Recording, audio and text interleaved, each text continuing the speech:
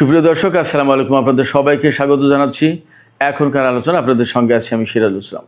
দর্শক, ইরানে একটি ভূমিকম্প হয়েছে, 5 মাত্রার ভূমিকম্প, এবং এই ভূমিকম্প নিয়ে ভিন্ন কিছু জল্পনা ছড়িয়েছে। ভূমিকম্পের যে মূল কেন্দ্র ছিল, সেই কেন্দ্রের এলাকায় আমেরিকার একটি MQ-9 ড্রোন ভূপাতিত করা হয়েছে। এই যে ভূমিকম্পের যে কেন্দ্রস্থল, সেই জায়গায় মার্কিন ড্রোন কি করছিল এবং কেন গেল, এটা কিন্তু আর এক বড় প্রশ্ন। এবার সে আরও মজার কয়েকটা খবর আছে। সৌদি আরবকে আমেরিকা ইউরেনিয়াম এনরিচ করার অনুমতি দিচ্ছে, তার মানে পরমাণু কর্মসূচি, এবং ইউরেনিয়াম এনরিচ করবে সেটা কোনো সমস্যা না, সমস্যাটা কিন্তু ইরানের সাথে, ইরান করলে সমস্যা। এবার সে কুয়েত এবং দুবাই বিমানবন্দরে মানুষের হাজার হাজার মানুষের ভিড়, এই দুই দেশ ছেড়ে মানুষ পালাতে চায়।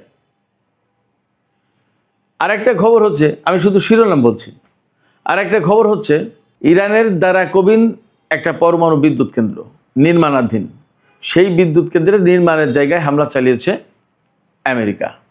আর সর্বশেষ যে খবর, গুরুত্বপূর্ণ খবর দিই, সেটি হচ্ছে কাতার, জর্দান, সৌদি আরব বা কুয়েত, এই সমস্ত জায়গায় আমেরিকার যে রিফুয়েলিং ট্যাঙ্কার ছিল, যুদ্ধের সময় যুদ্ধ বিমানগুলোকে আকাশেই যে তেল ভরে দেওয়ার ব্যবস্থা, জ্বালানি সরবরাহ করা হয়, সেই রিফুয়েলিং ট্যাঙ্কারগুলো এইসব দেশ থেকে সরিয়ে ইসরায়েলের বেন গুরিয়ন বিমানবন্দরে নেওয়া হয়েছে। প্রশ্ন হচ্ছে, কেন এই সমস্ত বিমান ইসরায়েলের বেন গুরিয়ন বিমানবন্দরে নেওয়া হলো? সুপ্রিয় দর্শক, এই প্রত্যেকটা বিষয় বললাম, এইগুলো নিয়ে আমি এখন ভিডিওতে বিস্তারিত আলোচনা করার চেষ্টা করব। আশা করি আপনারা শেষ পর্যন্ত সঙ্গে থাকবেন। আর ভিডিও ভালো লাগলে লাইক, কমেন্ট, শেয়ার করবেন প্লিজ, এবং চ্যানেলটি সাবস্ক্রাইব করে সাথেই থাকবেন। দর্শক, আমরা প্রথম আলোচনা যেটা দিয়ে করতে চাই, সেটি হচ্ছে সৌদি আরবকে আমেরিকা পরমাণু কর্মসূচি পরিচালনার অনুমতি আগেই দিয়েছে, ভেতরে ভেতরে, গোপনে গোপনে। ট্রাম্প আগের বার যখন ক্ষমতা এসেছে তখনই দিয়েছে। আর এখন ইউরেনিয়াম সমৃদ্ধ এনরিচ করার সুযোগ দিচ্ছে, অধিকার দিচ্ছে আমেরিকা সৌদি আরবকে। এটা নিয়ে কোনো সমস্যা নেই মার্কিন প্রশাসনের। কারণ হচ্ছে, ওই যে আমি বলি, মার্কিন প্রশাসনের অনুমতি নিয়ে আপনি কাজ করছেন, তারপরে তার সাথে আপনি সম্পর্ক রেখে তার স্বার্থ হাসিল করে দিয়ে আপনি যা খুশি করেন, কোনো সমস্যা নেই। অর্থাৎ তার স্বার্থটা 16 আনা বজায় থাকলে হলো। ইরান যখন পরমাণু কর্মসূচি শুরু করেছিল, তখন কিন্তু আমেরিকার সাথে সম্পর্ক ভালো ছিল, বিপ্লবের আগের গল্প। এই আমেরিকাই তখন কিন্তু ইরানের পরমাণু কর্মসূচির প্রতি ব্যাপক সমর্থন দিয়েছিল, কোনো সমস্যা ছিল না। যখন বিপ্লব হয়ে গেল এবং যখন আমেরিকার সাথে সম্পর্ক কাটা হলো, তখন কিন্তু ইরানের পরমাণু কর্মসূচি আমেরিকার নিষেধাজ্ঞার উপরে পড়ল। মার্কিন নিষেধাজ্ঞার কবলে পড়ার কারণেই অনেক জটিলতা তৈরি করলো, এবং এখনও পর্যন্ত আমরা সেই জটিলতা নিয়েই বিশ্ববাসী অনেকটা নাজেহাল অবস্থায় আছি। কেন বলছি বিশ্ববাসী নাজেহাল অবস্থায় আছি? আজকে এই পরমাণু কর্মসূচিকে কেন্দ্র করেই আমেরিকা এবং ইসরায়েলের হামলার শিকার হয়েছে ইরান, এবং সেই হামলার পরে ইরান যখন পাল্টা শুরু করেছে, তখন বৃহত্তর একটা যুদ্ধ লেগে গেল। হরমুজ প্রণালী বন্ধ হলো, সারা বিশ্বে ক্রাইসিস পড়লো, আমরা বাংলাদেশের মানুষও ক্রাইসিসে পড়ে গেলাম। তাহলে পরিস্থিতি কি? যাই হোক, সৌদি আরব পরমাণু কর্মসূচি পরিচালনা করছে বা করবে, তাদের হয়তো তেল গ্যাসের পাশাপাশি পরমাণু বিদ্যুৎ লাগবে।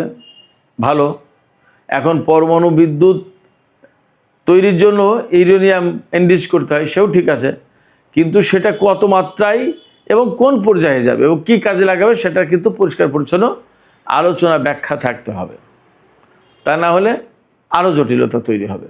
সৌদি আরব যখন এই পরমাণু কর্মসূচি পরিচালনা করতে যাচ্ছে, ইউরেনিয়াম সমৃদ্ধ করতে যাচ্ছে, তখন আরেকটা দিকে বিশ্ববাসীর বিশেষ নজর থাকবে যে মধ্যপ্রাচ্যে কি পরমাণু কর্মসূচি বা পরমাণু অস্ত্রের প্রতিযোগিতা বেড়ে যাচ্ছে কিনা, বা পরমাণু অস্ত্রের প্রতিযোগিতা শুরু হবে কিনা। এপাশে ইরান আমেরিকার মধ্যকার যে যুদ্ধ, সে যুদ্ধ কিন্তু চলছে। গত রাতেও কম বেশি যুদ্ধ হয়েছে, তবে যতদূর তা বুঝতে পারছি যে আগের রাতের চেয়ে যুদ্ধের মাত্রাটা কম। এবং ইরানের পক্ষ থেকে পরিষ্কার করে বলা হয়েছে, ইরানের বেসামরিক কোনো লক্ষ্যবস্তুতে যদি আমেরিকা বা কেউ হামলা চালায়, বিশেষ করে দুবাই যদি এ ব্যাপারে কোনো রোল প্লে করে, তাহলে দুবাইয়ের যে আন্তর্জাতিক বিমানবন্দর, জেবাল আলী সমুদ্র বন্দর, ফুজাইরা বন্দর এবং আবুধাবির বিমানবন্দর, এ সমস্ত সব কিছু একদম ধ্বংস করে দেবে, ইরান একদম পরিষ্কার বলেছে। ইরানের পক্ষ থেকে নোটিশও দেওয়া হয়েছে কুয়েত, দুবাই, এইরকম কিছু কিছু দেশের, যে তারা যেন সব নিরাপদে থাকে। আমেরিকা যদি ইরানের বৃহত্তর বেসামরিক অবকাঠামোর উপর হামলা চালায়, তাতে যদি কুয়েত যোগ দেয়, তাতে যদি বাহরাইন যোগ দেয়, তাতে যদি সংযুক্ত আরব আমিরাত যোগ দেয়, বা এই সমস্ত দেশ থেকে হামলা চালানো হয়, মার্কিন বাহিনী যদি চালায়, তাহলে ইরান কিন্তু এই সমস্ত দেশের বেসামরিক অবকাঠামোর উপর হামলা চালাবে। এরই ভিতরে কিন্তু পাল্টাপাল্টি হামলা হয়েছে। ইরানের পানি সংরক্ষণাগারে হামলা চালিয়েছে আমেরিকা। ইরানও কুয়েত এবং বাহরাইনে ওয়াটার ডিস্যালিনেশন প্রজেক্টে হামলা চালিয়েছে। এখানে আমেরিকা ইরানের অবকাঠামো ধ্বংস করছে, আর ইরান ধ্বংস করছে এই অঞ্চলে আমেরিকার মিত্র দেশগুলোর। মাঝখান থেকে একদম নিরাপদ থেকে যাচ্ছে আমেরিকা।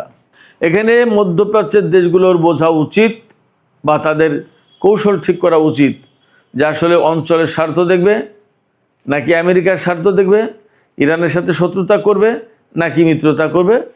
এই সমস্ত নতুন করে ভাবার মনে হয় সময় এসেছে। এবার সে আমেরিকা ইরানের উপরে ব্যাপক ভিত্তিক হামলা চালানোর জন্য গত কয়েকদিন আগেই বেশ কিছু যুদ্ধ বিমান এবং রিফুয়েলিং ট্যাঙ্কার বিমান এনেছে, এবং এইগুলো জর্দানে অনেকগুলো মোতায়েন করেছিল। আপনারা সবাই দেখেছেন কি ব্যাপক ভিত্তিক প্রতিরোধ যুদ্ধ চালিয়েছে ইরান গত কয়েকদিন, এবং তাতে আসলে আমেরিকার অনেকগুলো রিফুয়েলিং ট্যাঙ্কার ধ্বংস হয়েছে। যুদ্ধ বিমান, হেলিকপ্টার তো ধ্বংস হয়েছে, আজকের দুপুরের ভিডিওতেও আমি বলেছি। এই যে রিফুয়েলিং ট্যাঙ্কার ধ্বংস হয়েছে, এক একটা বিমান তো অনেক বড় বড় এবং বিরাট ব্যাপার, কৌশলগত দিক থেকে খুবই গুরুত্বপূর্ণ। একটা রিফুয়েলিং ট্যাঙ্কার কয়েকটা যুদ্ধ বিমানকে জ্বালানি সরবরাহ করতে পারে আকাশে।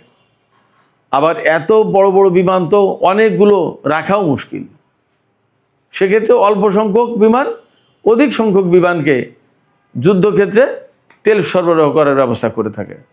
এর ভিতরে দেখা যাচ্ছে যে ইরানের ড্রোন এবং ক্ষেপণাস্ত্র হামলায় অনেকগুলো বিমান নষ্ট হয়ে গেছে, এই রিফুয়েলিং KC-135 এবং KC-46 এই মডেলের বিমান। এখন বিমানগুলোকে বাঁচানোর জন্য ইসরায়েলের বেন গুরিয়ন বিমানবন্দরে নিয়ে যাচ্ছে আমেরিকা। কারণ কি, এই মুহূর্তে ইসরায়েলের সাথে ইরানের কোনো যুদ্ধ হচ্ছে না। এই যে ইসরায়েলের সাথে ইরানের যুদ্ধ হচ্ছে না, এই সুবিধাটা নিয়ে আমেরিকা ইসরায়েলের বিমানগুলো রাখতে চায়, যাতে ইরান ওখানে তো আর হামলা চালাবে না। মধ্যপ্রাচ্যের এই সমস্ত দেশগুলোর উপরে কেন ইরান হামলা চালাচ্ছে, মার্কিন ঘাঁটিগুলোর উপর হামলা চালাচ্ছে কেন? ইরানের বক্তব্য হচ্ছে কি, যে ওই সমস্ত দেশের ঘাঁটি মাটি ব্যবহার করে, যেহেতু আমেরিকা ইরানের উপর হামলা চালাচ্ছে, অতএব ওই দেশের ওই সমস্ত জায়গায় হামলা চালানো হচ্ছে ইরানের পক্ষ থেকে। ইসরায়েলের বিমানবন্দর ব্যবহার করে যদি আমেরিকা ইরানের উপর হামলা চালায়, তাহলে ইসরায়েলের ওই সমস্ত বিমানবন্দরে হামলা চালাবে ইরান। তাতে ইরানের ভয় পাওয়ার কোনো কারণে ভয় পাবে না, এবং এ নিয়ে কোনো সিদ্ধান্তহীনতায় ভুগবে না। আমার ব্যক্তিগত পর্যবেক্ষণ বা ব্যক্তিগত অভিমত এটা। আপনারা কি মনে করেন, আপনারা বলতে পারেন দর্শক। তো যখন ইসরায়েলের বেন গুরিয়ন বিমানবন্দর হোক আর অন্য কোনো বিমানবন্দর হোক, যে বিমানবন্দর থেকেই হোক না কেন, যুদ্ধের কাজে এই সমস্ত বিমানকে ব্যবহার করা হবে, তখন কিন্তু ইরান ঠিকই তার উৎসে আঘাত হানবে। তাহলে আবার নতুন করে ইসরায়েলের এই যুদ্ধে প্রকাশ্যে জড়িয়ে পড়ার একটা প্রশ্ন কিন্তু বা সম্ভাবনা, আশঙ্কা তৈরি হচ্ছে। চলমান যুদ্ধের ভেতরে গত পরশুদিন ইরান সতর্কবার্তা জারি করেছিল কুয়েত, বাহরাইন, সংযুক্ত আরব আমিরাত, এই সমস্ত দেশের লোকজনের উপরে, যে তোমরা যত দূর পারো দেশ ছাড়ো, বা বিমানবন্দর, সামরিক এলাকা, যে সমস্ত জায়গায় ঘাঁটি আছে বা আমেরিকার বিভিন্ন প্রতিরক্ষা ব্যবস্থা মোতায়েন আছে, এই সমস্ত এলাকার যেন ছেড়ে চলে যায় সাধারণ লোকজন। আবার এর ভেতরে গতকালকের খবর ছিল আমেরিকা তার নাগরিকদেরকে মধ্যপ্রাচ্যের সব দেশ থেকে চলে যাওয়ার জন্য বলেছে। তার মানে যুদ্ধের বিস্তৃতি বাড়ছে, পরিধি বাড়ছে, এটা বোঝা যায়। এইরকম একটা প্রেক্ষাপটে কুয়েত ইন্টারন্যাশনাল এয়ারপোর্ট এবং দুবাই ইন্টারন্যাশনাল এয়ারপোর্ট, এই দুটো বিমানবন্দরে হাজার হাজার মানুষের ভিড়। তারা সবাই এই দুটো দেশ ছেড়ে চলে যেতে চাচ্ছে। এর ফলে অনেকগুলো প্রভাব আমরা দেখব। একটা হচ্ছে হয় বড় রকমের যুদ্ধ হবে, আর একটা হচ্ছে বড় রকমের যদি যুদ্ধ হয় তাহলে মধ্যপ্রাচ্য আরও ধ্বংসস্তূপে পরিণত হবে। আর একটা বিষয় হচ্ছে যে এই সমস্ত দেশ থেকে যে সমস্ত বিদেশি লোকজন চলে যাচ্ছে, তার মানে এই সমস্ত দেশের শিল্প কারখানা এগুলো অনেক কিছু অচল হয়ে যাবে। সেক্ষেত্রে জনজীবন বেশ ঝুঁকির মুখে পড়বে এই সমস্ত দেশের, মধ্যপ্রাচ্যের এই সমস্ত দেশের।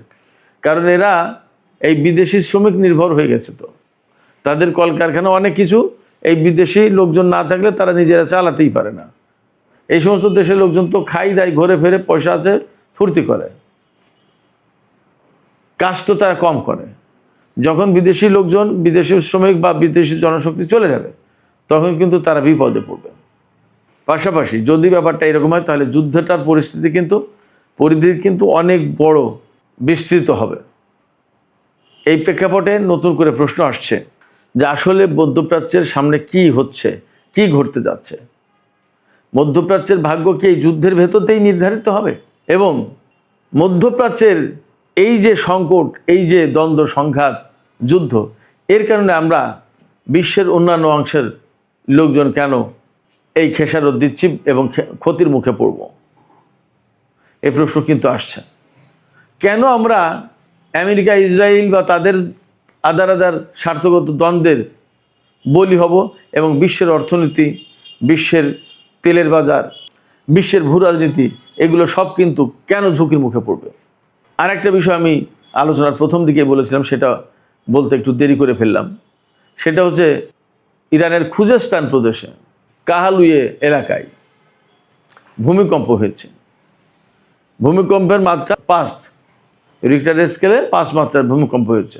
এই ভূমিকম্পের পর অনেকেই ধারণা করছে, অনেক জল্পনা গুজব ছড়িয়ে পড়েছে যে ইরান নাকি পরমাণু বোমা পরীক্ষা করেছে। পরমাণু বোমা পরীক্ষার কারণে এই ভূমিকম্প। এবং অনেকে মনে করছে যে যুদ্ধের ভেতরে আমেরিকার এত চাপাচাপির পরে এখন হয়তো ইরান উপায়হীন হয়ে বোমা বানিয়েই ফেলেছে, হয়তো পরীক্ষাই করবে। এই রকম ঘটনা, এরকম কথা তো বিভিন্ন সময় ছড়ায়। এইরকম একটা প্রেক্ষাপট থেকে আমেরিকা তার একটি MQ-9 রিপার ড্রোন এই ভূমিকম্প যে এলাকায় হয়েছে এর এপিসেন্টার, কেন্দ্রস্থল যেখান থেকে ভূমিকম্প শুরু হয়েছে, এই জায়গায় পাঠিয়েছে। সেখানে ভূমিকম্প হলেও ইরান কিন্তু তার মাজিদ যে ক্ষেপণাস্ত্র প্রতিরক্ষা ব্যবস্থা নতুন, এই ক্ষেপণাস্ত্র প্রতিরক্ষা ব্যবস্থা ব্যবহার করে আমেরিকার ওই ড্রোন ধ্বংস করেছে, ভূপাতিত করেছে। তাইলে এখন আশঙ্কা কিন্তু বেড়ে গেল এই কারণে, আমেরিকা অনেক কিছু জানা শোনার পরেই কিন্তু সেখানে ড্রোন পাঠানোর কথা। ওই ড্রোন দিয়ে হয়তো তথ্য সংগ্রহ করার চেষ্টা করছিল যে আসলে কি হয়েছে, সেটাকে তো ধ্বংস করে দিল ইরান। আসলে কি হয়েছে? ইরান কি পরমাণু পরীক্ষা চালিয়েছে নাকি চালায়নি আমরা জানি না। তবে যদি চালিয়েই থাকে তাহলে নিশ্চয়ই ঘোষণা আসবে এবং আমরা হয়তো জানতে পারবো পরে আসলে কি হচ্ছে, কি হলো, সেটা জানার আমরা অপেক্ষায় থাকলাম। সুপ্রিয় দর্শক, আলোচনা এখানেই শেষ করতে চাই। আলোচনা শেষের আগে আপনাদের কাছে আমি জানতে চাই, আমার প্রশ্ন আপনাদের কাছে, যে আপনারা কি মনে করছেন, আসলে কি ইরান পরমাণু বোমার পরীক্ষা চালালো? আর সৌদি আরব যদি ইউরেনিয়াম এনরিচ করতে পারে, সমৃদ্ধ করতে পারে, তাহলে ইরান কেন পারবে না? এটা কি কোনো যুক্তির কথা? আপনাদের মতামত জানাতে পারেন কমেন্টে। আর ভিডিও ভালো লাগলে আবারও বলি, লাইক, কমেন্ট, শেয়ার করবেন এবং চ্যানেলটি সাবস্ক্রাইব করে সাথেই থাকবেন। দর্শক, এখনকার আলোচনা এখানে শেষ করছি। আপনারা সবাই অনেক অনেক ভালো থাকুন। আল্লাহ হাফেজ।